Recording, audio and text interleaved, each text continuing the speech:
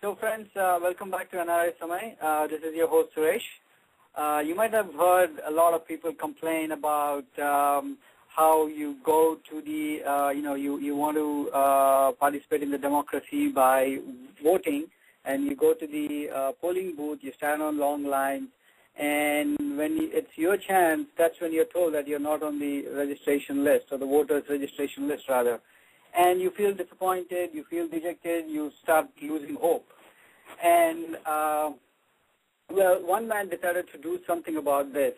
And when he started doing analysis and started digging into this, you'll be surprised to know what he found out in the process.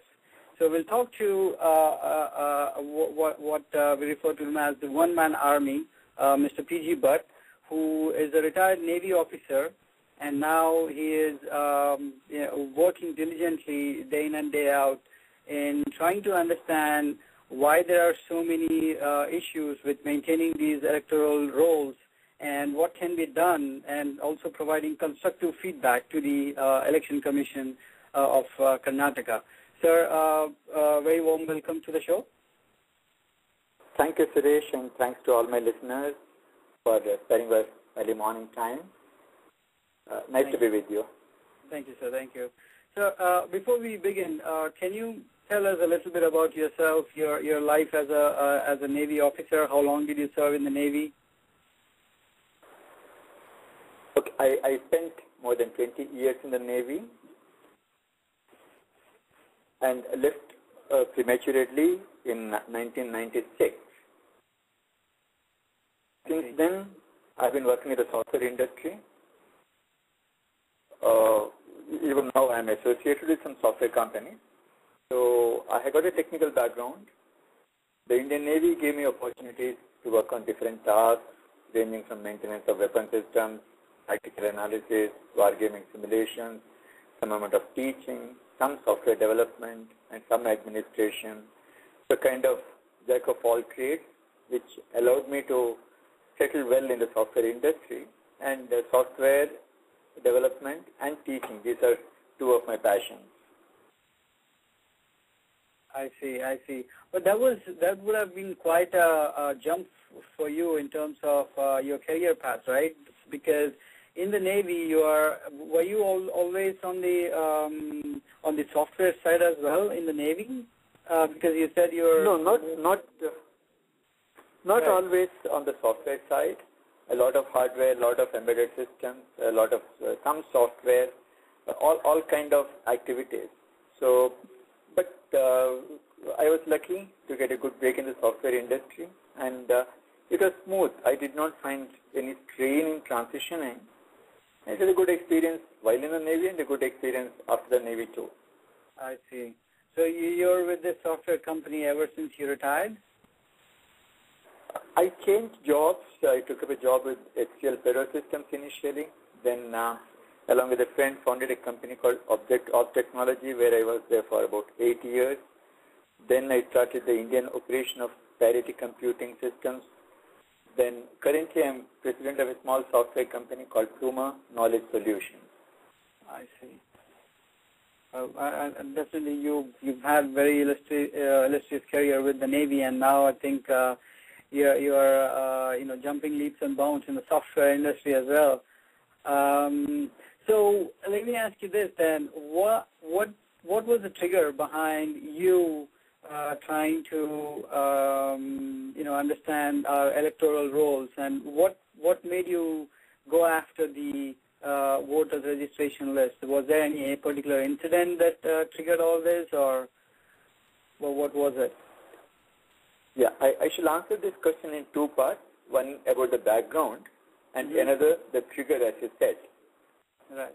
In 2009, we formed an NGO called Smart Vote, hoping to get more voters to come to the booth to participate in the election. In 2010, when the BBMP election, the municipality elections for the Bangalore, was conducted, then we did some good work of getting the voter information from the PDF files which is published on the website. We published this information on the Smart Vote website and provided good search features.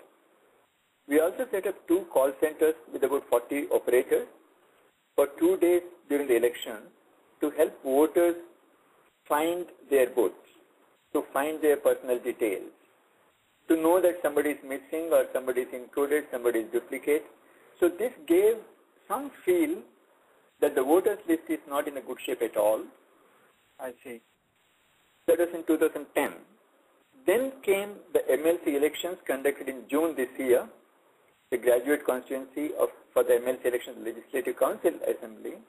That time, the electoral roll was in a far, far worse state because the voter list for MLC election is very different from the constituency, which is common for the assembly elections and the parliamentary election. So this was in such a dismal state in terms of data quality and completeness, which made me feel quite bad, because that is when we tried to replicate the effort of the BBMP election to make the voter information available on the website. So the voters can find it more easily than what they can find on the CEO. CEO here stands for the Chief Electoral Officer. Far better than their website, we wanted to give some information. That time I was really taken aback about the very bad, dismal condition of the voter list. Then soon after the MLC election was over on 10th June this year, I said now the next election for the assembly constituency is within 1 year, and if we don't start working on it right now, there is no gain. So to answer the trigger is the pathetic condition, the dismal condition of the MLC electoral roll that I observed in June, but the background, it has been building up for the past 2-3 years. I see. So I think you said a couple of very interesting things there. You came up with a call center to support a lot of questions that the voters might have, which polling booth should I go to, whether my name is registered or not. Was this also a proposal that was made to the Election Commission? Because this is a very good idea to motivate the voters and encourage them to come to the polling booths. This we have reported to the Election Commission, we have recommended, so much so even the SEC, the State Election Commissioner, had had given a link from his website to the Smart Vote website, telling the voters that if you want to know your information, you can also check the Smart Vote website. I see. But have they adopted this idea of, at least for elections going forward, that they can start having these call centers as well? No, I do not think there is any action taken on that. I see. And nor have we reminded them about it again. Now that you are bringing up this point, well before the next election, maybe we have to make this point, and it may be something that can be done in every state. Exactly, yeah. This should not be a one-off situation or limited to just one state or one constituency. This has a wider impact and definitely something worth pursuing with the Election Commission maybe. Yes, definitely. That is a very, very nice input, Suresh, and I will definitely put up this point to the Election Commissioner. Well, so since you have been dealing with a lot of the voter data, sir, if I may ask you, in terms of, the number of young voters who were registered, what do you think the percentage among those voters is? Do you have any number? Okay, yes. First, the sample that I have is only of 27 of the 224 constituencies of Karnataka, the ones available in English. The rest are made available only in Kannada, so I'm not able to use software to analyze them.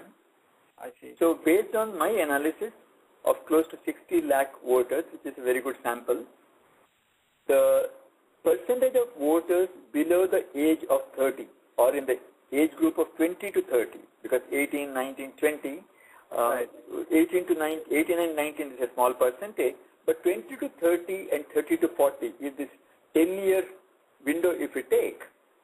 In 20 to 30 age group, we have 29.5% of the total voters are in that age group. I see.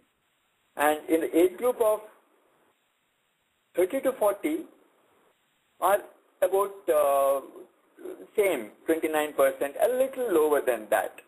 So it is encouraging. It is encouraging that the young people are registering to vote. Right. If you consider the representation-wise, it is not bad. Right. And was that the same trend that you observed when you started this Smart Vote organization, or the NGO rather? Did you make any special efforts to go to the young voters and create awareness as to why this is important and so on and so forth? What were your experiences from the NGO that you had started back in 2009? Yes, I do not. I sincerely don't want to take any credit that much change has happened because of some little activities of this NGO. We did go door to door in some places. We did campaign. We used the media to bring awareness about the voting issues.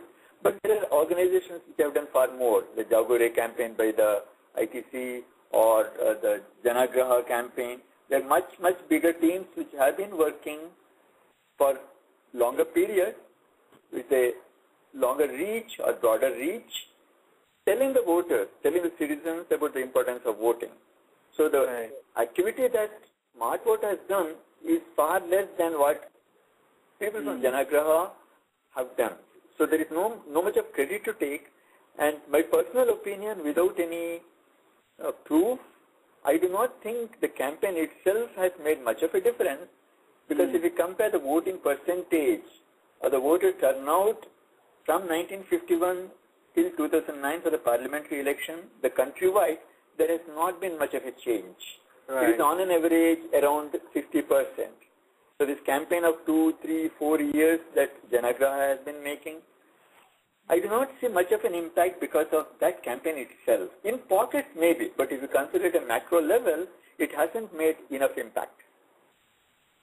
Right, right. So how much do you think can be attributed to the errors in the electoral rolls? What do you think this actually has, or how much of an impact do you think this is having on the total number of people actually voting on the election day? Yes. Now, there are aspects like the percentage of voters that we calculate is based on the registered voters. The number of registered voters available in the list itself may not be accurate or is not accurate. Like the eligible voters are deleted. There are many duplicate entries. There are wrong entries. The dead people are in the list.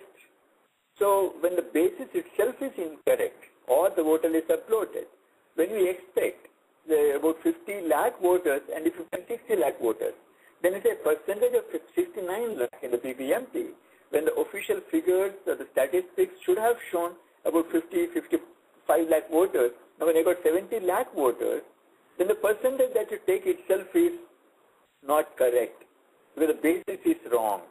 Right. So when you got a bloated voter list, the percentage that we take doesn't tell us whether the voter percentage or the voter turnout percentage, which we say is about 45% in the city of Bangalore. It may be 60%. It may not be 45% at all because the basis is wrong. Right, right. Again, what happens is that if there is a massive deletion, the way they have done recently, then again the voter list has shrunk. Many eligible voters are not able to vote. Again, it is not accurate. Right. So getting back to your question, that can we say what percentage of people are voting? All over the country, there is a difference in this percentage of voters in cities, urban areas and the rural areas. It has been lower in the urban areas because of the movement of population. The temporary people, like the students coming in, people coming for a job, they don't change their constituencies. There is one reason. And because of that, the voter list itself is muddied. It is not maintained well. So my guess is, right now if you say, as we just mentioned, the voter turnout in rural areas, in rural India, in the villages of Karnataka, if I just take, it is about 64-65% is the voter turnout. And in Bangalore city, the voter turnout is about 45%. So there is a difference of 20%. Mm. As an interesting case, Dr. Meenakshi, who is a gynecologist, took up cleansing up the voter list of two booths. Two booths means about 3,000 people in Malleshwaram, Bangalore. And the voter turnout in those two booths appeared to be about 65%, matching with the voter turnout in the villages of the country. Whereas the remaining booths, the voter turnout remained about 40-45%. So I am supporting your point, telling that if the voter list itself is clean, our calculations will be more accurate. So the number of people who vote could be same, but we will be reflecting or we will be projecting a more realistic figure rather than confusing people with the wrong figure. Right. And those are very important observations you've made, sir. I think Dr. Meenakshi's little experiment also is very interesting to know that there is a direct correlation between the voter list and the voter turnout itself.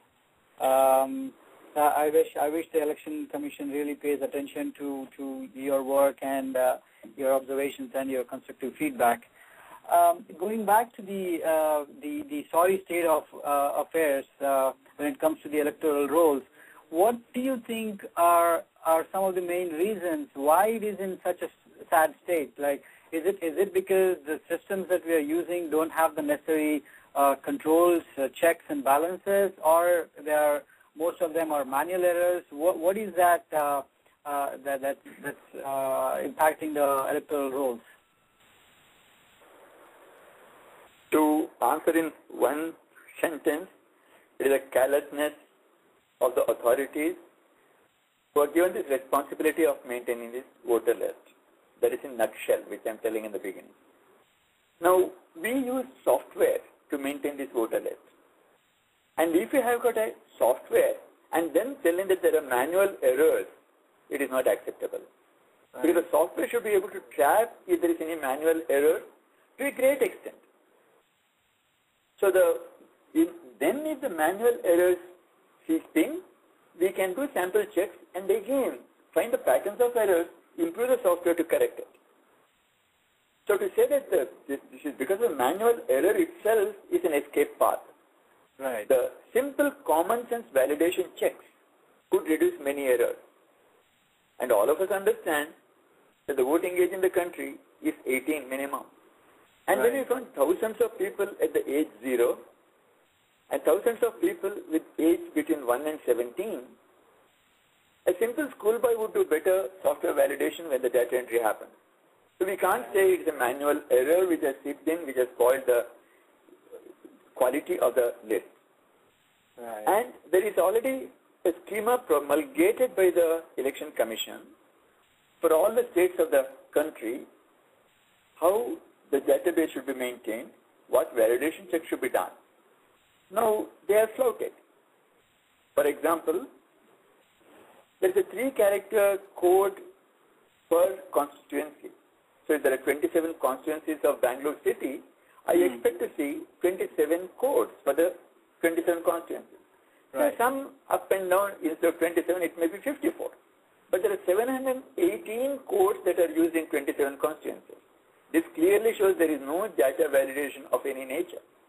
Wow. The voter ID itself, if you consider, it is supposed to be a 3-character followed by a 7-digit code. 10-character code is a voter ID.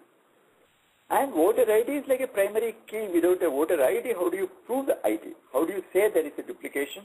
You cannot identify without an ID. Like if you open a bank account, you get a bank account number. We have a passport, you get a passport number. In the USA, you got a social security number. So there is something to identify the citizen as a voter, which is a voter ID. Now, surprisingly, just 3 months back, 37% of the voters in this constituency of Bangalore city did not have voter ID. The voter ID was blank. A simple software check would have told, okay, this data cannot go in because you don't have the primary key. You make it a mandatory key. Right. And make it unique so that there is no duplicate. So if these simple common sense approaches are not taken, and over the years the errors would proliferate, then you cry it is out of control. So adopting some simple standards, using some common sense, using some professionalism in the software that we deploy, software that we use to develop the systems, would have avoided a lot of problems. And even today we can correct it using software. There is no need of 10% manual effort. We have to make use of the tools that we have. Right. So at this point, I'd like to, we have a caller waiting to ask you a question. Please. Mr. Shrikant, are you on the line? Yes, sir. Go ahead, sir. Sir, P G Bhatt, sir, thank you very much. Hello, sir. Hi. Sir, I'm hearing to the story that you are mentioning right now. It's incredible, and thanks for being on the show. Sir, my question to you is, right now in our country, anything that's an independent body that we talk about is Election Commission. Why do you think Election Commission, being an independent body, is unable to do a simple basic thing when we talk about democracy? A fundamental vote is the basic right, and why is that an independent election commission is really unable to clean up these records? Thank you. Okay, Shrikant, I would like to say Election Commission is an independent body for the whole country with an office in New Delhi, and they are doing excellent work in many places. For example, I compared about 400 voter lists of Andhra Pradesh and found them of much higher quality than the voter list of Karnataka. I am told that the voter lists of Tamil Nadu are in very good shape. I have seen the voter lists of Pondicherry, they are in very good shape. So my observations are limited, sadly, to the 27 constituencies out of 224 constituencies of Karnataka. So the thing is that if you say there is a political pressure, country level, there is nothing like a political pressure. Not doable, or it is too complex to handle, there is no proof at all. The data is very simple. It is not at all complex. Anybody in the software field will realize there are 8 fields that they have to publish and take another 10 fields as the control fields or some master table, whatever it is, and it's extremely simple. And the volume itself is nothing big at all considering any business. So it is not complexity. I do not think it's typically what has happened. It has gone down the path of degradation in Karnataka and it has not been corrected. And it can be corrected easily. It is not something that we cannot correct. It is not something a great problem. But if there is an awareness and if people listen, corrections are easy. So right. to in a nutshell, what is the reason when you ask me? I told earlier also, it is a carelessness of one office in Karnataka. It is not the countrywide problem, I hope, and at least the small little analysis I have done does not show it is a countrywide problem. Thank you, sir. Thank you, and Shrikant, sir, I for have your a question. Sir, go ahead, Shrikant. Yeah, I have a second question. Sir, with all this Facebook and other social forums making huge impact on many fronts, including when we talk about Mamata Banerjee and all these people effectively using Facebook to communicate what it is. Sir, is there any way, or because you told that you have opened up a kind of BPO and then had 40 people help them get their voter booth information. So I was just wondering if there were any campaigns that you have run on Facebook or anywhere about this cleaning up voter records or something, and then we have 20,000-30,000 people who are liking it and then spreading the message and putting pressure on Election Commission. Anything of that nature, if you could share, we would also join in that effort, sir. Thank you. Yeah, thank you. As far as getting the message back to the organization, back to the authorities is concerned, for the past 3 years, I have met the Chief Election Officer Chief Electoral Officer of Karnataka a few times, demonstrated to him how we can easily improve using software. I have met the Election Commissioner of India once in a meeting, told him the problem. I have been blogging for the past 3 months regularly. I have that gets into the Facebook. Many people have been reading and responding. We have publicized, rather the newspapers have covered this information on the front page. For example, Bangalore Mirror, a Times of India group, they have put in the front page. Deccan Herald has published.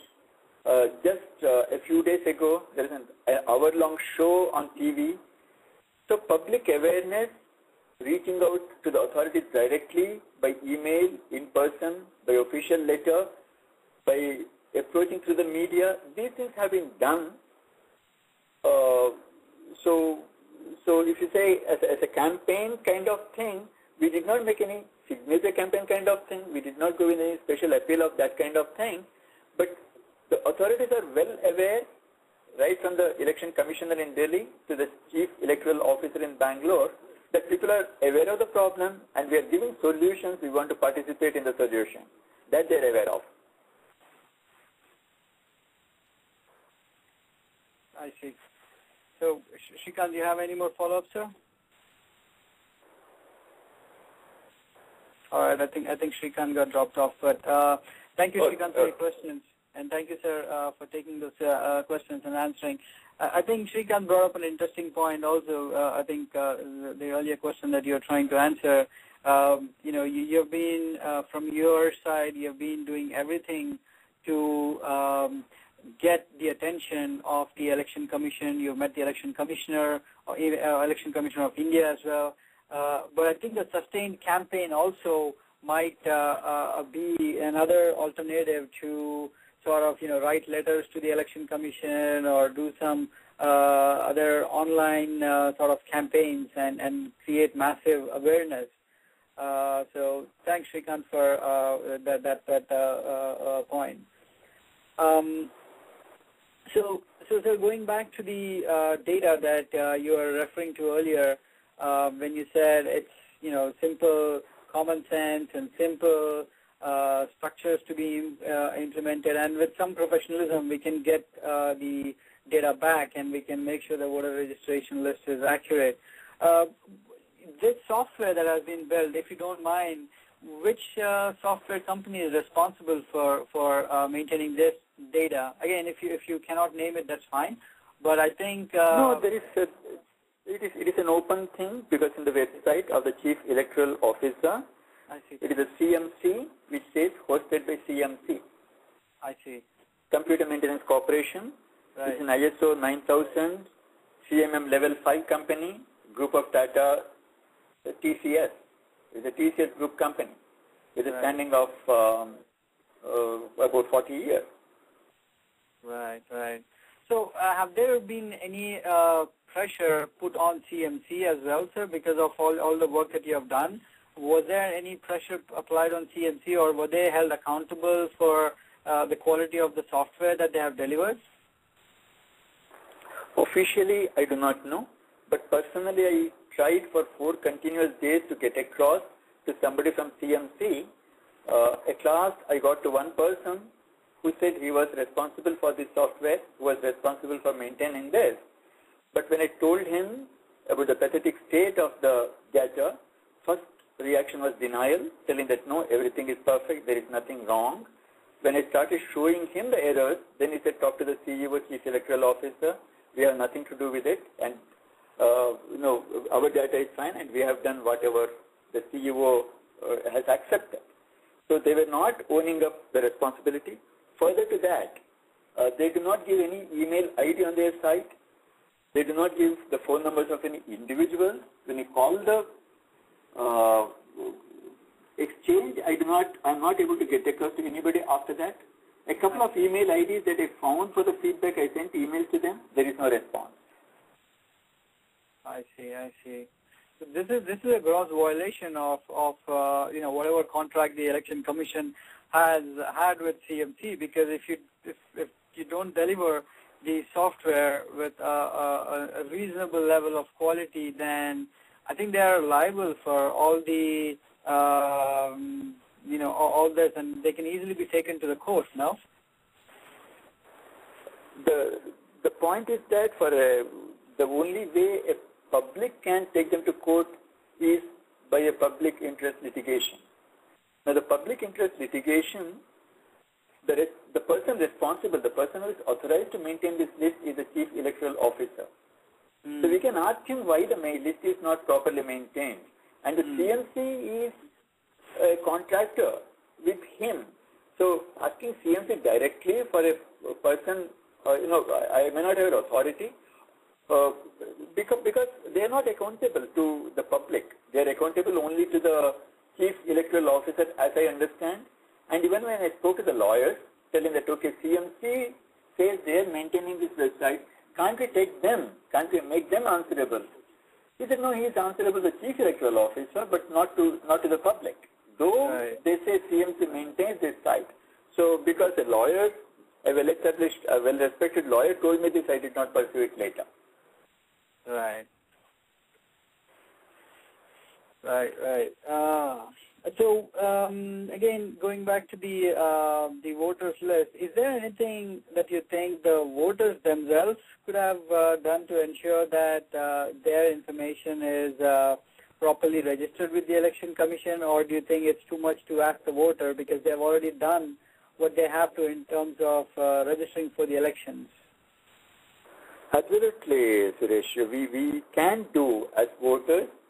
We can do something which is not complicated. Now, the voter lists are published on the CEO's website. For the whole country, for every CEO, Chief Electoral Officer, there is a separate website. Now, if you go to this website, with a little, anybody who is comfortable with the internet can find the list.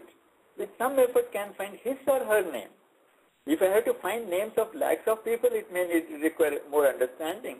But to find one's name is not very difficult, or can seek help. And these voter lists are summarily revised once a year. So even if as a voter once a year I check, when I pay my property tax or when I pay my income tax, if I tag along this activity, tell them that I want to check the names of all the voters in my home, whether it is correctly entered, has it been deleted by mistake, is there a new voter, an individual from the family who can now be registered as voter. If you do it once a year, I think there can be a lot of improvement. And all the forms that are necessary to make corrections or to enroll as a new voter are available on the website. And now slowly, one after the other, CEOs are allowing online submission of this form, making it further simple. So one thing that we can do is make use of this website. Let us consider only 10%, 15% of the people will be able to make use of the website because of the literacy aspect, accessibility aspect, the network, the power supply. We can always say it won't work. Right. But if you work for 15% of the voters, it may work for 10% of the voters. That is an improvement. Then the voter list is also available in various offices. It is generally the revenue offices whom we do meet for paying tax or for some other purpose, for ration card or for some other permit. So when we go there, if you are aware, if you say, let me check if my name in the voter list is okay or not, does it require any correction? So this awareness comes and we talk to each other. Like if my neighbor's name is deleted, I go and tell him, look friend, your name is deleted. And if you fill up Form 7, you will be able to restore it. Why don't we do that? So the effort needed is not much. So if you're conscious about it, about the rights, and a small amount of responsibility is with us also to see that our names are in the voter list and the details are correct. But unluckily, we wake up on the day of election, as I told in the beginning, go to the booth, find that the names are missing, blame the system, come back and keep quiet for the next 5 years. Right. So we can participate in making improvements. So the fact that the voters now can register online, I'm not sure how many people actually know about this. So is there, like when these kind of things are, being provisioned by the Election Commission, it's also a job of Election Commission to make sure there is enough awareness created around this. Is that a fair statement? The statement is fair. It is their duty, and it is also mandated on them to publicize whatever facilities they give. But time to time, they do give some notifications, rather advertise in the newspapers. They may make some announcements on the television too. But this online registration facility is just starting up. Right now, Karnataka started it for a month and they have disabled it. In Andhra Pradesh, it is open. So it will catch up. I see. And we are also making an effort in our small way, visiting institutes, visiting factories, visiting organizations and telling the people, here is a facility and please make use of it. Right. So earlier, you were in your response to Shrikant, you were mentioning that you had met the election commissioner of Karnataka, of India, and every other officer in the election commission itself to sort of confront them with your analysis and also provide constructive feedback. Now, after you met, like when did you meet and how long has it been, and what kind of response they provided, and is there any continuous dialogue between you and the Election Commission, given that you also offered to help them with fixing this? The Election Commissioner, who sits in Delhi for the whole country, I sent him about 5 emails. There has not been any response from him. I requested him repeatedly to intervene and improve the condition of Karnataka voter list. There has been no response. When I met, incidentally, in one of the conferences, it was a previous election commissioner, Mr. Chawla, who has retired since then. That time I had explained to him, but he did not seem to have much interest in discussing. As the Chief Electoral Officer of Karnataka, I met him 3 or 4 times in his office. I met his officers also in other occasions. I've explained and shown him. Generally, the response was that we know the problem and we know what to do. So we cannot open up our offices to any external people. We cannot take help from you. Directly or indirectly, explicitly or implicitly, this is what he has been telling me, that we know the problem, so we don't need your feedback. So the website clearly says that feedback from the citizens is solicited.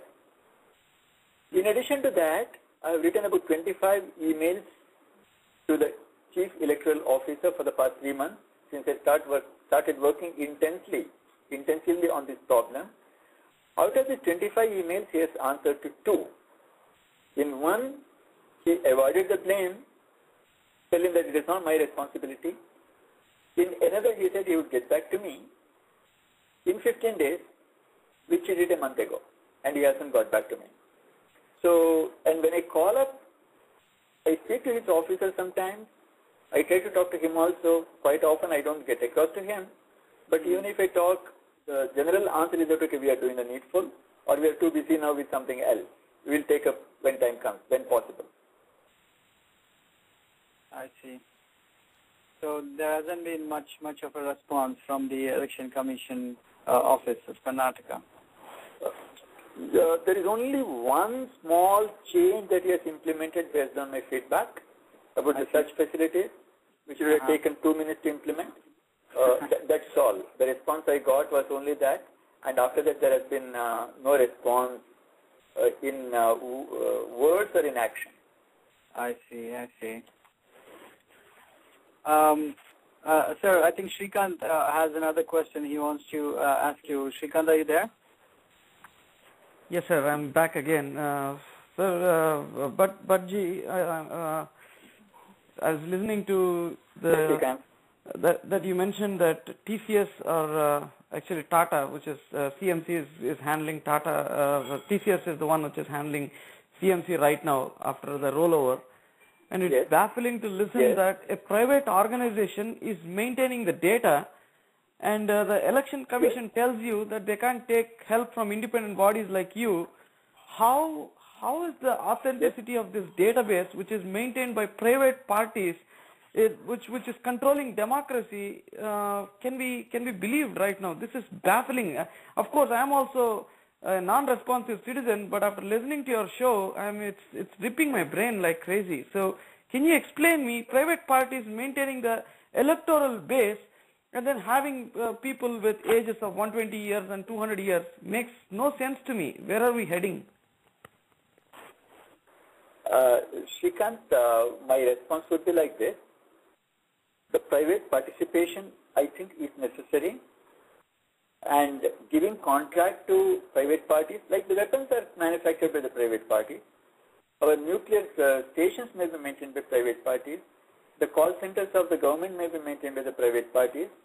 When we conduct an election, we will have to request participation of the private agencies. So that is fine. The education system is run mainly by the private schools and colleges. So election is one of the things I think private participation, this is my personal opinion, is not a problem. But the problem is that the accountability should rest with the person who has got the authority, which is the election commission or the chief electoral officer. If he accepts junk, and then if he thinks that the CMC is responsible and accountable, that won't work. So my view would be that giving to the private party is fine, because we keep signing non-disclosure agreements whenever we sign up a contract, like NASA would have, the ISRO would have, our space agency or our nuclear power plant has got lot many components, lot many very, very critical components which can ruin the country or bring the country on top.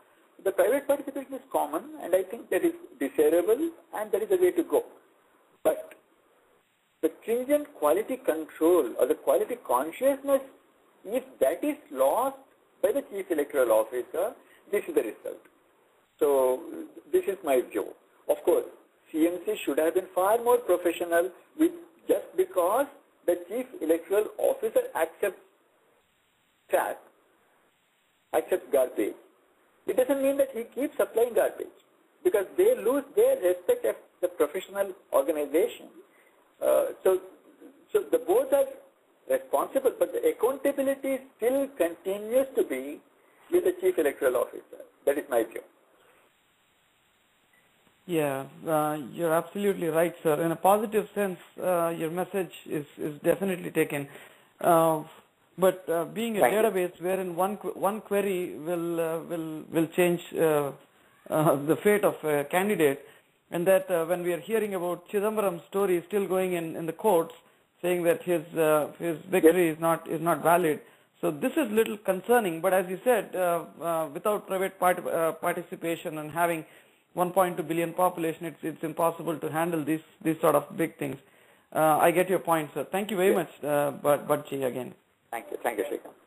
Thank you. Thank you for your question, Shrikant.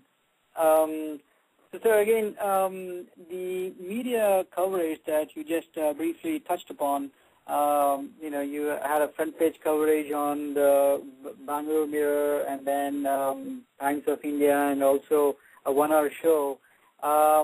Outside of that, it's still not like a breaking news kind of a news for our regular media, right? Because for me, if I see your analysis, and I'm going to quote this from your article that came out in the Times of India, there were like voters who were below 18, voters who are above 120 years, and then there were voters where mothers are men and father-in-laws as husbands. Yes. I think this is hilarious, and this is totally absurd and unacceptable. And for me, this should have been like really a breaking news, because if this is what our elections are going to be based upon, then this is clearly a blot on the whole democratic process. So are you happy with the way the media has responded to this analysis? Do you think they should have done more in sort of promoting this cause and taking this forward and then putting some pressure on the ECs as well? Certainly the media could have helped us by educating the masses, by reaching out to the people. And I did call up the city editor of Times of India, sent a brief write-up telling that I would like to write a column, series of columns, say 13, 26, whatever they want, explaining and telling in a positive way what we can do, how we can improve to bring the awareness. Contacted a few leading newspapers, but there was the response was lukewarm. Now, since it is my work, what importance others, you have been kind enough to tell that it is very important work and it is very meaningful and important. But there has not been such response from the media. Yes, there is some coverage which people will read and forget. It is not an education. When you give a sensational story, it is not an education. It may not lead to any action. Right. And I think we have to repeatedly tell over, a month, over some 7, 8, 10 write-up, telling very clearly without emotions, telling what is the status, without worrying what has brought it to this situation, but more focus on what we can do to improve. That would be my approach, but I haven't got the necessary support yet, though I have been approaching people, both to the vernacular newspapers as well as English newspaper. Right. What about the political class itself? What about the political parties, like the ruling party right there, BJP and Congress and like Lok Satta or these kind of political parties? Was there any reaction from those parties? Because in a way, they are also responsible to ensure that the voter list is maintained accurately with the Election Commission. Have they not responded to your analysis and your constructive feedback that you offered to help? What has been their reaction to all of this? You are absolutely on target on this point. Election Commission gives special privileges and special responsibilities to the political parties to make sure that the electoral roll is in good shape. They got special access to the information. They get free copies, soft copy as well as hard copy whenever a revised list is published. Lok Satta is fairly new party, and they are not yet a recognized party in Karnataka or something like that, I am told, though they have registered. So they do not have many of the facilities, privileges that the other established parties have in Karnataka. This is what I talked to somebody from Lok Satta. But I have been getting fabulous help from Lok Satta party. Many of them are my friends, though I am not a member of the party. And I have been sharing information. I have been working with them. I got a lot of help and support from Lok Satta party. But there is a small handful of people. Now, coming to the other national parties, I haven't specifically contacted the political leaders, but based on the media exposure, nobody has approached me either. But my MLA, the MLA of my constituency, I thought it is only proper that I contact him. I went and met him a couple of times. He was very receptive, and he has initiated some action. For example, I gave him the list of people who are illegally deleted from my street. The same evening, the people were knocking the doors and telling, okay, we are sorry, your names have been deleted, now we have to get the names back, and we need your help in filling up the form again and giving you a photograph, and they would come home and collect the forms and go back. So at least in a small, So this was initiated by the MLA? Yes, this was initiated by the MLA. I see. Okay. So and then so those deleted voters who are back on the list, and apart from that, was there any other help that he had offered in terms of putting some pressure on the ECs, or? No, none. So his action so far is limited to get the illegally deleted voters back to the list and also help with the new registration. The other aspect of the quality, he hasn't paid attention, though I have been telling him since 2010. this issue, whenever I observed, I thought the local representative of the people, the local MLA, the local cooperator, I had given them a 10-page letter kind of thing with all the statistics in 2010. That time they did not act, but this time at least there was some response from the local MLA. I see. So do you plan to reach out to the ruling party itself directly, or somebody much higher who can have a wider influence? So do you think that's a necessary step as well? Yes. So what the course of action that we have taken now is, I have told the local MLA, local cooperator whom I have the approach to. Next thing is going to the court. I see. So we have just filed a PIL writ. There is a so the case has just been registered. It will come for hearing soon. So the court directive comes to the chief electoral officer. Then these are the observations, and you act on it. I see. That will be an authority speaking to them, rather than the politicians talking to them. I see. That's good. So when is the hearing, sir? Just for the audience sake, when is the hearing going to be? This PIL was just we filed only 5 days back. It goes to the High Court, so we can expect the hearing to be in a fortnight or a month. I see. That's good news. That's a positive development there. So yeah, thanks. Right. And you also said you briefly analyzed the data in Andhra Pradesh and Pondicherry and Tamil Nadu. What was the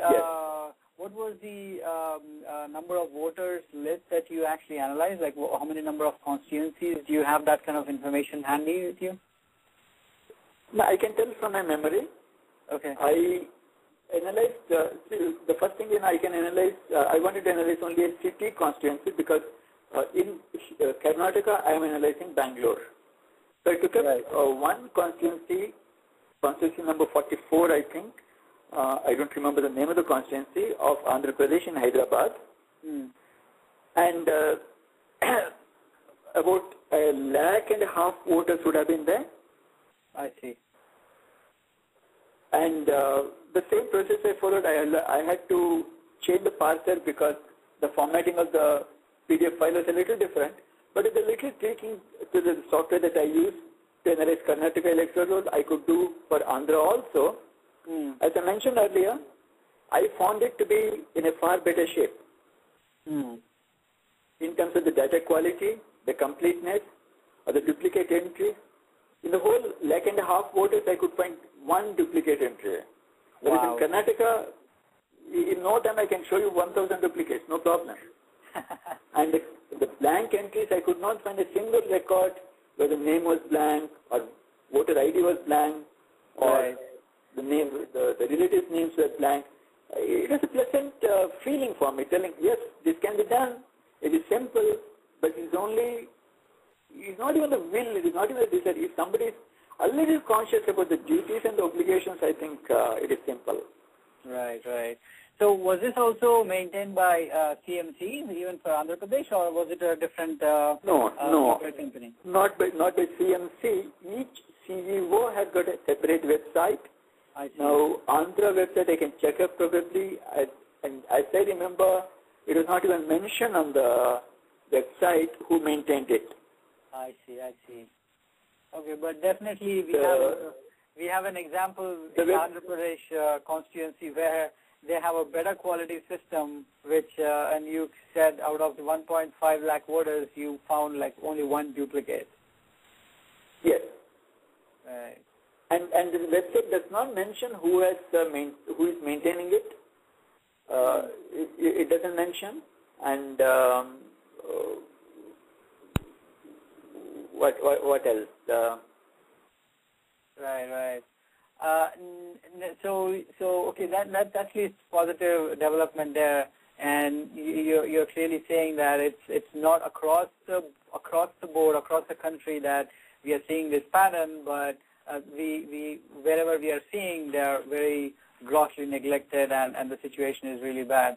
Sir, we have a question online from Rajini. What was your answer to those officials who told you that they know the issue and they know what to fix? How did you respond to those officials? What was your response to them? I only said, fine, if you know, you please do it. If you need my help, please ask me. I'll be willing to help in any way. Right. And they haven't got back to you till now. They haven't got back. I also gave them a prototype. I gave them a partial solution. Use it if you want. Right. There has been no response. Right. Okay. And in this effort, sir, do you partner? Did you partner with any other NGOs, or was it just done all by yourself? As far as the complete technical work, the downloading of the PDF file, converting to text file, parsing it, analyzing, the entire thing I did alone. I see. There is no technical help from anybody. Of course, I have many friends with whom I talk over the phone or sometimes meet, and I get encouraged. But the work per se, I have done all as an individual. Right. Well, PG, as your friends would call you, and I gather that you want to be called as PG. So now that I know you after a brief discussion, I take the liberty to call you PG. Please, I'll be glad about that. Well, thank you very much for being with us today on the show, sir. And you retired from the Navy, but you never retired from the service to this country. And I salute you for that spirit, sir. And I wish you all the best. And I sincerely hope that your analysis and your feedback does show some improvement, and not 10 years later, but at least now before the next coming assembly elections. Thank you once again. Thank you very much, Suresh. It has been very nice being with you all. Bye. Good day. Thank you, sir. Thank you.